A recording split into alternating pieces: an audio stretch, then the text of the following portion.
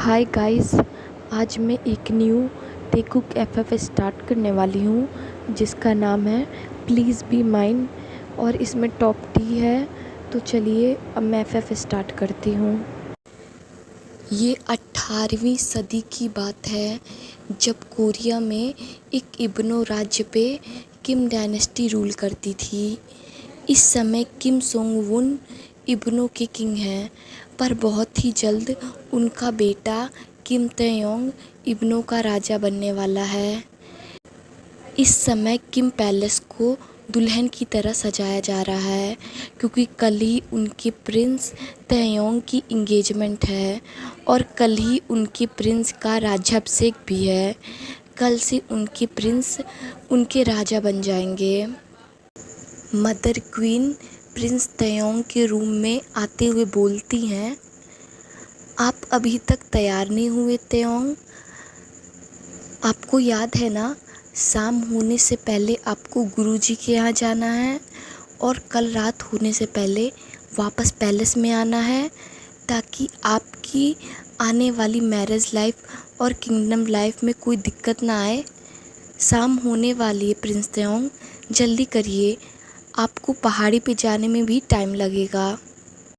तयोंग अपनी मदर की चिंता देखते हुए बोलता है, आप चिंता मत करिए मॉम, मैं शाम होने से पहले पहुंच जाऊंगा। मदर क्वीन तयोंग के सर पे प्यार से सहलाते हुए बोलती हैं,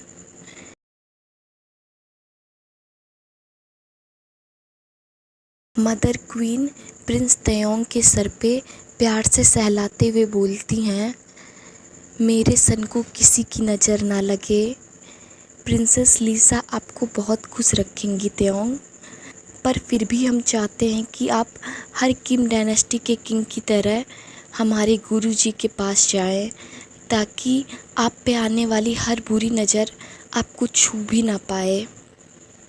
इब्नो राज का हर किंग राजा बनने से पहले 24 घंटे गुरुजी के आश्रम में व्यतीत करता है ताकि उनकी आने वाली किंग लाइफ में वो एक अच्छे राजा बन सके।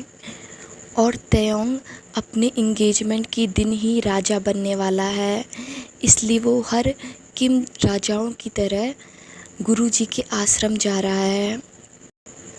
दूसरी ओर हम देखते हैं कि एक और ब्यूटीफुल बॉय अपने अम्मा अप्पा को जाने से पहले अलविदा कह रहा था।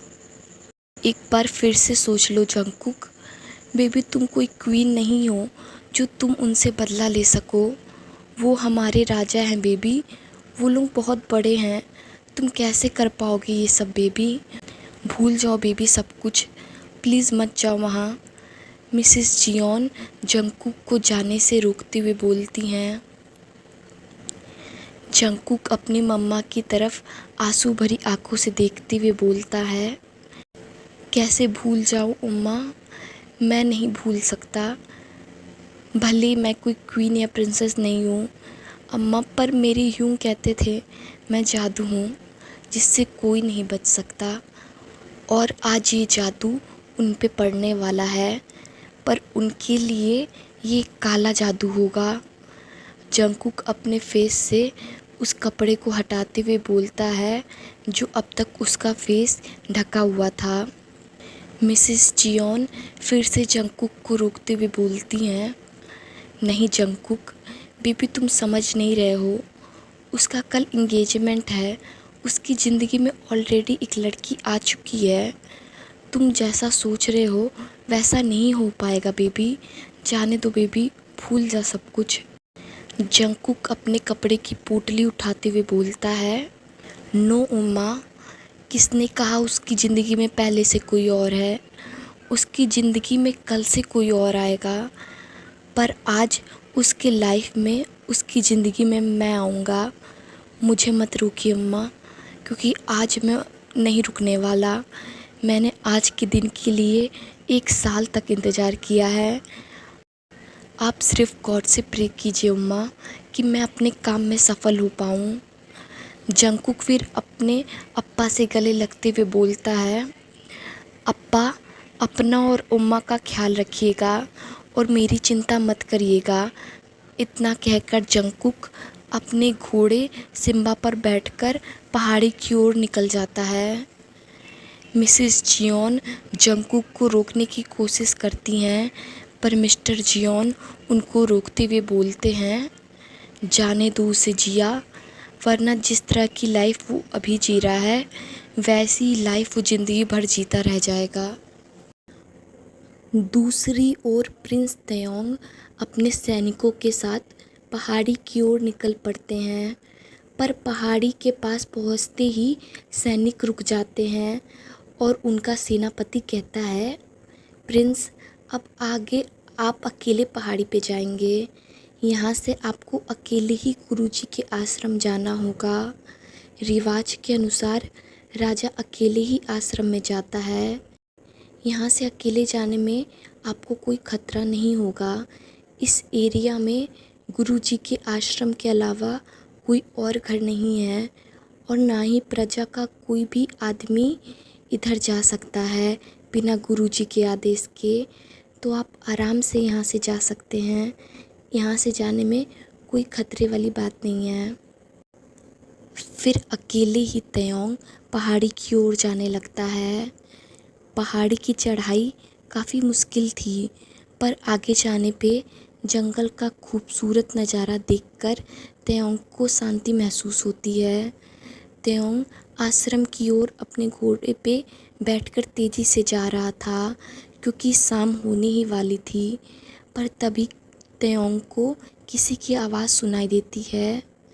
आवाज़ सुनकर तयोंग अपने घोड़े को आवाज़ की तरफ मोड़कर उसी दिशा में जाने लगता है।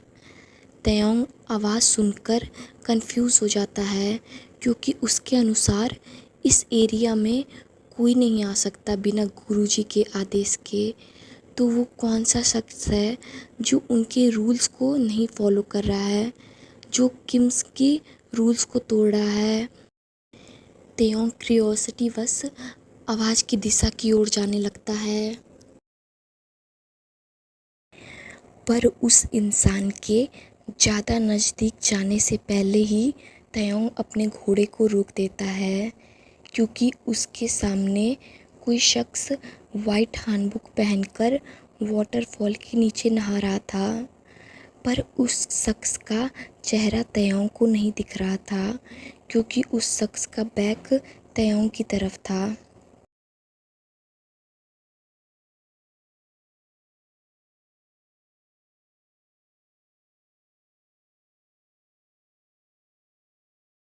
सामने खड़े बॉय के बॉडी के कर्व्स तयोंग को दिखने लगते हैं, क्योंकि उसका हैंडबुक पूरी तरीके से उसके बॉडी से चिपक गया था। ये देखकर तयोंग अपना ही सलाइवा निकल लेता है, क्योंकि तयोंग और भी ज़्यादा अच्छे से उसकी बॉडी को देखना चाहता था।